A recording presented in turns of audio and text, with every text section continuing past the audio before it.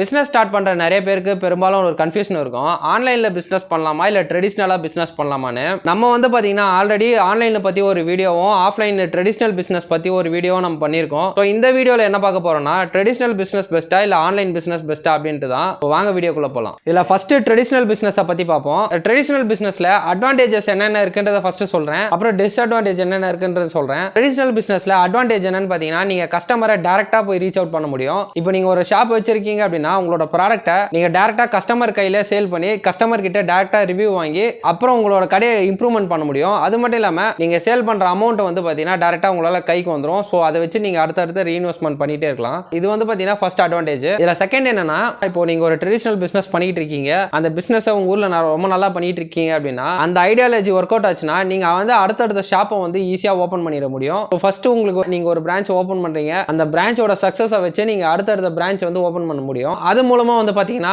நிறைய பேருக்கு job opportunity create பண்றது கூட சான்ஸ் இருக்கு. இதுல அடுத்த பாயிண்ட் என்னன்னு பாத்தீங்கன்னா ஆல் ஓவர் த இந்தியால உங்களோட பிசினஸை நீங்க வந்து ரன் பண்ண முடியும். ஒரு ஷாப் ஓபன் பண்ணி அது சக்சஸ் ஆயிடுச்சு அப்படின்னா அந்த அடுத்தடுத்த பிரான்ச்சஸ் நீங்க ஓபன் பண்றீங்க அப்படின்னா இந்த பிரான்ச்சஸ் வந்து நீங்க தமிழ்நாடு மட்டும் இல்ல, நீங்க ஆல் ஓவர் த இந்தியாலயும் உங்களோட பிரான்ச்சஸ் ஒரு பிராண்டிங் கிரியேட் பண்ணி உங்களால ரன் பண்ண முடியும். லைக் வந்து பாத்தீங்கன்னா சரவணா ஸ்டோர்ஸ், இந்த மாதிரி சென்னை சில்க்ஸ், இந்த மாதிரி ஷாப் எல்லாமே வந்து பாத்தீங்கன்னா ரொம்பவே சின்னதா இருந்த ஷாப் தான். ஆனா இப்போ வந்து பாத்தீங்கன்னா ஆல் ஓவர் த இந்தியால அவங்களோட ஷாப்ஸ் இருக்கு. ஆல் ஓவர் த இந்தியாலயும் அவங்களோட பிசினஸ் ரன் பண்ணிட்டு தான் இருக்காங்க. நீங்க இந்த மாதிரி ட்ரெடிஷனல் பிசினஸ் பண்றீங்க அப்படின்னா உங்களுக்கு வந்து இந்த மாதிரியான அட்வான்டேஜஸ்லாம் இருக்கு. இதுல நெக்ஸ்ட் டிஸ்அட்வான்டேஜஸ் என்னென்ன இருக்குன்றதை சொல்றேன். ட்ரெடிஷனல் பிசினஸை பொறுத்த வரைக்கும் இன்வெஸ்ட்மெண்ட் ரொம்பவே ஜாஸ்தியா இருக்கும்.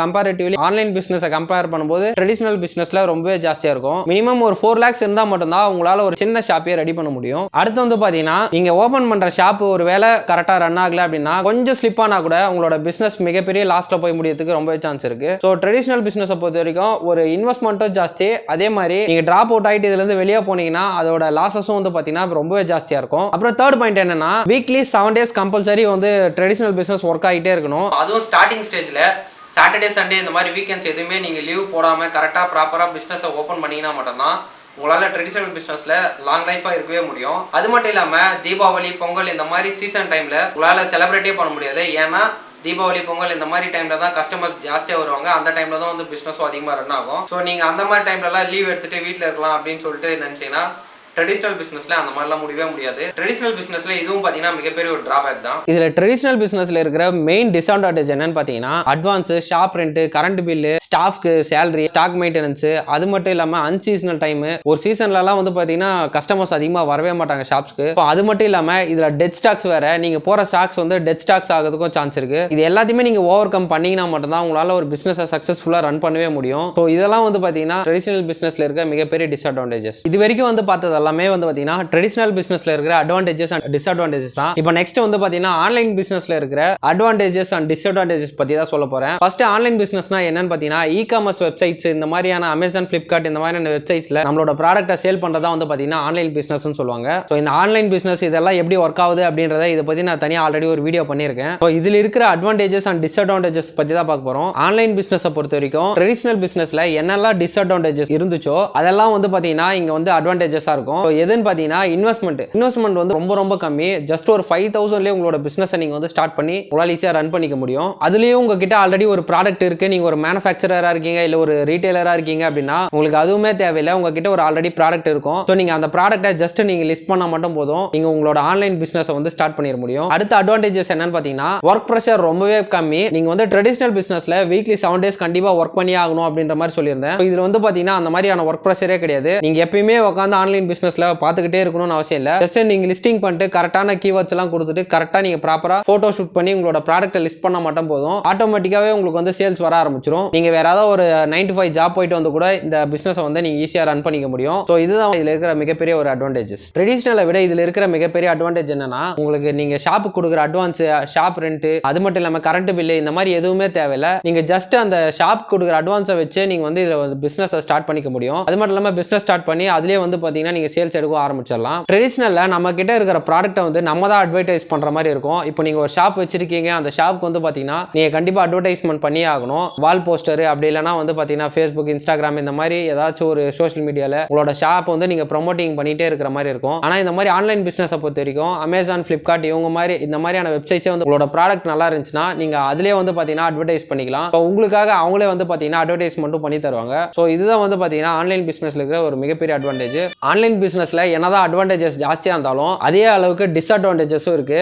ஆன்லைன்ல இருக்கிற டிஸ்அட்வான்டேஜஸ் என்னன்றதை இப்ப சொல்றேன். இதுல ஃபர்ஸ்ட் இருக்கிற டிஸ்அட்வான்டேஜ் என்னன்னா ப்ராடக்ட் செலக்ஷன். உங்களால வந்து ஒரு ப்ராடக்ட்டை நீங்க செலக்ட் பண்றது ரொம்பவே கஷ்டம். கரெக்டா செல் ஆகிற மாதிரியான ப்ராடக்ட்டை சூஸ் பண்ணாம விட்டீங்கன்னா கண்டிப்பா அதுவுமே ஒரு லாசஸ்ல போய் முடியும்.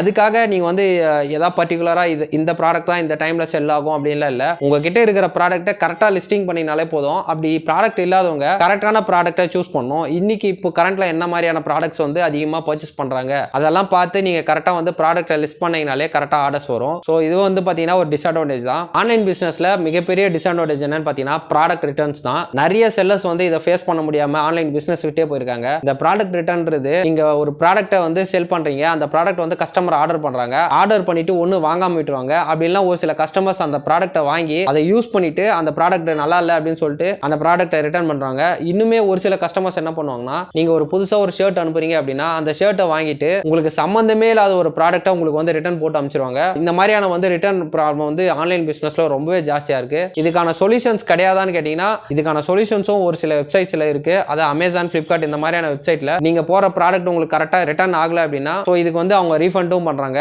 ஒரு சில வெப்சைட்ல வந்து பாத்தீங்கன்னா அதுக்கான ரீஃபண்ட் வந்து ப்ராப்பரா பண்றது இல்ல. இது வந்து பாத்தீங்கன்னா ஒரு சில லாசஸ்ல போய் முடியறது கூட சான்ஸ் இருக்கு. ஆன்லைன் பிசினஸ் பொறுத்த வரைக்கும் ரிட்டர்ன்ஸை மேனேஜ் பண்ண கத்துக்கிட்டீங்க அப்படின்னா கண்டிப்பா ஆன்லைன் பிசினஸ்ல சக்சஸ் பண்ண முடியும். சோ இதுவுமே ஒரு மிகப்பெரிய ஒரு டிஸ்அட்வான்டேஜ் தான். இதுல லாஸ்டா இருக்கிற டிஸ்அட்வான்டேஜ் என்னன்னு பாத்தீங்கன்னா அமேசான், பிளிப்கார்ட் இந்த மாதிரியான வெப்சைட்ல இருக்கிற கமிஷன் சார்ஜஸ் தான். ஒரு சில ப்ராடக்ட்ஸ் கமிஷன் சார்ஜஸ் ரொம்பவே ஹையா இருக்கும். நீங்க உங்களோட ப்ராடக்ட்டை பொறுத்து கமிஷன் சார்ஜஸ் வந்து மாறும். ஒரு சில ப்ராடக்ட்ல 100 ரூபாய்க்கு 20 ரூபாய் வந்து நீங்க கமிஷன் கொடுக்குற மாதிரி இருக்கும். இந்த மாதிரி கமிஷன் கொடுக்கறதால உங்களுக்கு வந்து மார்ஜின் ரொம்பவே கம்மியா கிடைக்கும். ஒரு எக்ஸாம்பிளுக்கு நீங்க ஒரு 100 ரூபாய்க்கு ஒரு ப்ராடக்ட்டை வாங்கி அது வந்து 200க்கு சேல் பண்றீங்க அப்படின்னா ரீட்டைல் ஷாப்பை பொறுத்த வரைக்கும் உங்களுக்கு அந்த 100 ரூபாயில இருந்து 100 ரூபாய் மேல வச்சு விற்கிறதால உங்களுக்கு 100 ரூபாயுமே லாபத்தால் தான் வந்து முடியும். ஆனா ஆன்லைன் பிசினஸை பொறுத்த வரைக்கும் நீங்க ஒரு 100 ரூபாய்க்கு ப்ராடக்ட் வாங்குறீங்க, அது வந்து 200 ரூபாய்க்கு சேல் பண்றீங்க அப்படின்னா அதுல ஒரு 40ல இருந்து 50 ரூபாய் வந்து கமிஷன் சார்ஜஸே போயிடும். பேலன்ஸ் இருக்க அமௌண்ட் தான் வந்து பாத்தீங்கன்னா உங்களோட மார்ஜினாவே இருக்கும். ஒரு 40 ரூபாய் 50 ரூபாய் அந்த மாதிரியான அமௌண்ட் தான் இருக்கும். இந்த மாதிரி வெப்சைட்ல கமிஷன் சார்ஜஸ் ஜாஸ்தியா இருக்கிறதால தான் ஒரு சிலர் வந்து ஆன்லைன் பிசினஸ்ல வந்து ஒஸ்டா இருக்கு அப்படின்னு சொல்லிட்டு நிறைய பேர் கம்ப்ளைண்ட் பண்றாங்க. சோ நீங்க வந்து கமிஷன் சார்ஜஸ் அதிகமா அவங்க வந்து கேக்குறாங்க அப்படின்னா நீங்க வந்து அதுக்கேற்ற மாதிரி ப்ராடக்ட் சூஸ் பண்ணி குவாலிட்டியான ப்ராடக்ட்டுக்கு கொஞ்சம் மார்ஜின் அதிகமாக வச்சீங்கன்னா உங்களால ஈஸியா வந்து ப்ராஃபிட் எடுக்க முடியும். அவ்வளவுதான் கைஸ். நான் வந்து ட்ரெடிஷனல் பிசினஸ்லயும் ஆன்லைன் பிசினஸ்லயும் இருக்கிற அட்வான்டேஜஸ் அண்ட் டிஸ்அட்வான்டேஜஸ் நான் சொல்லிட்டேன். சோ இது ரெண்டுத்துல உங்களுக்கு எது பெஸ்டா இருக்குமோ நீங்க அதை சூஸ் பண்ணிக்கலாம். நீங்க வந்து கேட்கலாம் ப்ரோ இது உங்களுக்கு எது பெஸ்டா இருக்கும் அப்படின்னு சொல்லிட்டு. எனக்கு இது ரெண்டுத்துல எது பெஸ்ட்னு கேட்டீங்கன்னா நான் ஆன்லைன் பிசினஸ் தான் சொல்லுவேன். பிகாஸ் எதனாலனா இன்வெஸ்ட்மெண்ட் வந்து ரொம்பவே கம்மி, அது மட்டும் இல்லாம ஒர்க் ப்ரெஷரும் ரொம்பவே ஜாஸ்தியா இருக்காது, ஓரளவுக்கு கம்மியா தான் இருக்கும். ஆனா ட்ரெடிஷனல் பிசினஸ் பொறுத்த வரைக்கும் அப்படி கிடையாது, ஒர்க் ப்ரெஷர் ரொம்பவே ஜாஸ்தியா இருக்கும். அது மட்டும் இல்லாம கோவிட் மாதிரியான சுச்சுவேஷன்ல லாக்டவுன் டைம்ல எந்த ஒரு ட்ரெடிஷனல் பிசினஸும் ரன் ஆகல. ஒரு சில ஷாப்ஸ் மட்டும் தான் ஓப்பன்ல இருந்துச்சு. ஆனா பெரும்பாலும் வந்து லாக்டவுன்ல ஃபுல்லாமே க்ளோஸ்ல தான் இருந்துச்சு. ஆனா இகாமர்ஸ் வெப்சைட்ஸ் எல்லாமே ரன் ஆயிட்டு தான் இருந்துச்சு. அமேசான், பிளிப்கார்ட் இந்த மாதிரியான வெப்சைட்ஸ் எல்லாம் ரன் ஆயிட்டு தான் இருந்துச்சு. அதுல வந்து பிசினஸ் ரன் பண்ணிட்டு இருக்க எல்லாருக்குமே ஓரளவுக்காவது மேனேஜ் பண்ற மாதிரி தான் இருந்துச்சு. ஆனா ட்ரெடிஷனல் பிசினஸ் அப்படி கிடையாது. கோவிட் முடிஞ்சு லாக்டவுன்ல ரிலீஸ் ஆன அப்புறமும் கூட ரொம்பவே ஸ்ட்ரகிள்ல தான் இருந்தாங்க. நிறைய ஷாப்ஸ் வந்து ஓப்பனே பண்ணல, ஒரு சில ஷாப்ஸ் எல்லாம் வந்து எடுத்துட்டாங்க. ட்ரெடிஷனல் பிசினஸ் ரொம்பவே கஷ்டமா இருந்துச்சு கோவிட் மாதிரி சுச்சுவேஷன்ல. ஸோ என்னை பொறுத்த வரைக்கும் ஆன்லைன் பிசினஸ் தான் அது பெஸ்ட்னு சொல்லுவேன். கோவிட் மாதிரியான சுச்சுவேஷன் இல்ல, எல்லா சுச்சுவேஷன்லுமே ஆன்லைன் பிசினஸ் வந்து பாத்தீங்கன்னா கரெக்டா வந்து பாத்தீங்கன்னா உங்களோட பிசினஸ் ரன் ஆயிட்டே இருக்கும். ஆனா ட்ரெடிஷனல் அப்படி இல்ல, ஒவ்வொரு சீசனுக்கு ஏற்ற மாதிரி மாறும். இப்போ நீங்க வந்து ஒரு புதுசா ஒரு பிசினஸ் ஸ்டார்ட் பண்ண போறீங்க, இல்ல நீங்க ஆல்ரெடி வந்து ஒரு பிசினஸ் ஓனரா இருக்கீங்க, ஸ்மால் ஸ்கேல்ல ஒரு பிசினஸ் ரன் பண்ணிட்டு இருக்கீங்க அப்படின்னா முடிஞ்ச அளவுக்கு இகாமர்ஸ் மாதிரியான பிளாட்ஃபார்மை யூஸ் பண்ணிக்க பாருங்க. ஏன் அப்படின்னா உங்களுக்கு வந்து ட்ரெடிஷனல் பிசினஸ் என்னதான் ரன் ஆயிட்டு இருந்தாலும் அது வந்து ஸ்டேபிளா இருக்குமான்னு கேட்டீங்கன்னா அது வந்து ரொம்ப சந்தேகம் தான். அது மட்டும் இல்லாம இப்போ வந்து ட்ரெடிஷனல் பிசினஸை விட ஆன்லைன் பிசினஸோட growth ரொம்பவே ஜாஸ்தியா இருக்கு. அதனால முடிஞ்ச அளவுக்கு உங்களோட பிசினஸை நீங்களும் வந்து பாத்தீங்கன்னா கன்வெர்ட் பண்ணி ஆன்லைன் இந்த மாதிரி அமேசான், பிளிப்கார்ட் இந்த மாதிரியான வெப்சைட்ஸ்ல உங்களோட ப்ராடக்ட்டை சேல் பண்ணி முடிஞ்ச அளவுக்கு அதுல ஏர்ன் பண்ண பாருங்க. அப்பதான் உங்களால ட்ரெடிஷனலையும் வந்து மேனேஜ் பண்ண முடியும். அது மட்டும் இல்லாம ஆன்லைன்லயே ஏர்ன் பண்றதால உங்களால வந்து ஓரளவுக்கு ஸ்டேபிளா உங்களோட பிசினஸை ரன் பண்ண முடியும். ஸோ என்னை பொறுத்த வரைக்கும் பாத்தீங்கன்னா ட்ரெடிஷனலும் வந்து பெஸ்ட் தான், ஆனா ஆன்லைன் அதை விட ரொம்ப பெஸ்ட். அவ்வளவுதான் கைஸ், நான் சொன்னது உங்களுக்கு புரிஞ்சிருக்குன்னு நினைக்கிறேன். இது மட்டும் இல்லாம உங்களுக்கு ஆன்லைன்ல பத்தியோ இல்ல ட்ரெடிஷனல் பத்தியோ வேற ஏதாச்சும் டவுட்ஸ் இருந்துச்சுன்னா தாராளமா நீங்க கமெண்ட்ல கேளுங்க. கண்டிப்பா நான் அதுக்கு வந்து சொல்றேன். நெக்ஸ்ட் வீடியோல மீட் பண்றேன். Okay, by.